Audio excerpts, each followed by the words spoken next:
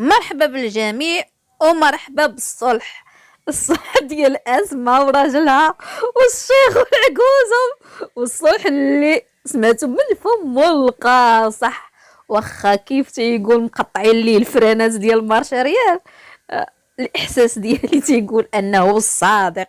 سمحوا لي راه كنشوفو قدامي بحال راه قدامي جالس، تجيني الضحكه. كنحس بان داك الراجل صادق وغاير بزاف على العيالات والبنات اللي من طرفه كيتشاطر، حيت كيتشاطروا معاه نفس الافكار. صافي كيحس بهم بنات عائلته وبنات حومته وبنات. المهم تيغمض عينيه وكحل فمو ما كاين انا بعدا شخصيا تنسمعو تيقول اخواتاتي المحترمات حيدوا، خرجوا من هذا الفيديو، خرجوا من هذا اللايف، راه واحد الميساج موجه لواحد الناس. صافي داك الساعه تنقول عذب المشطرجيم، تنخرج ما كنعاودهاش، ما كنولي تندور دوره بلا ما نرجع. المهم ماشي هذا هو الموضوع ديالنا.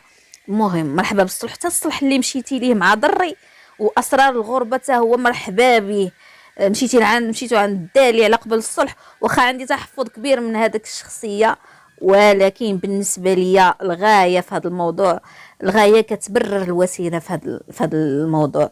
لان الغرض ديالكم صرحتوا به هو هذاك التعاطف ديالكم الكبير مع الزروالي، اللي كان الدافع ديالو هو باش انكم تاخذوا تنازل من عند هذيك الجمعيه اللي مرأس عليها الدالي، باش يتخفف عليه الملف وتبقى فيه غير هذيك الشكايه ديال زينب او التهمه ديال زينب مولات 20 مليون، مولات 20 مليون.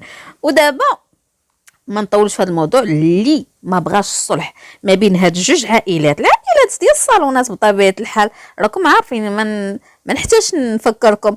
اللي ما بغاش الصلح ما بين هاد جوج الناس يعرف راسو انه اكبر منافق، بلا ما ندورو لهكا منافق، سواء كان من هاد الطرف او من الطرف الاخر. لان دخوله في الموضوع او الموقف ديالو في هذا الموضوع ما كان لا دفاع ولا تحليل ولا حتى نقد ولا حتى حاجه، كان فتنه. لا ماشي حاجه من غير هكا، ما كايناش الفتنه، وكان المراد من هذه الفتنه هذاك بعض عذريهمات.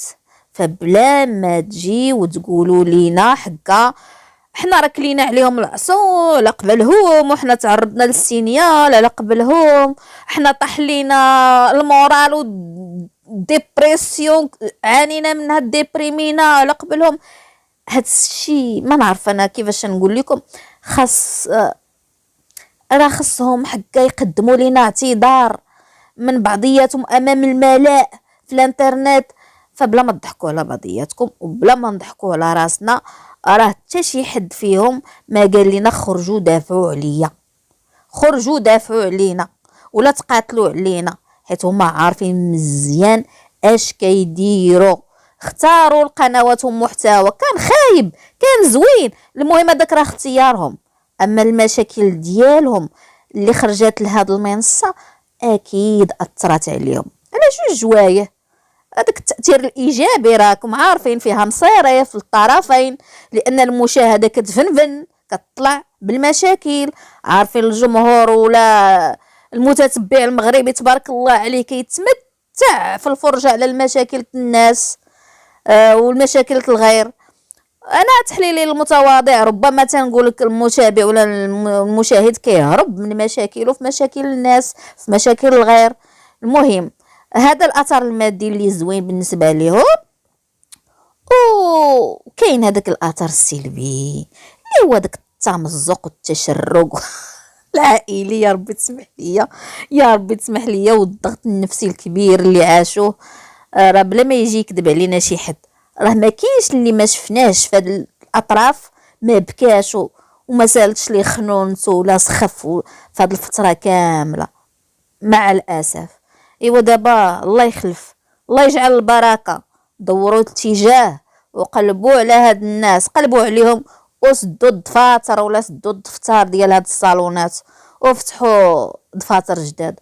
راه كاين دفاتر هما جداد، راه الخير موجود، ملفات كثيره اجتماعيه المهم سياسيه كلشي موجود، الخير موجود بزاف. بغيت نعطيكم امثله. مرحبا، راه كاينه واحد القضيه سعاد نايضه مع الزوج ديالها الله يرد بهم. كاين بزاف ما نحتاجش نقول لكم. يلا هي دويره خفيفه وغادي تلقاو فاش تلاها عاوتاني. يلا مع تحيات فطوم من الفهريه. وي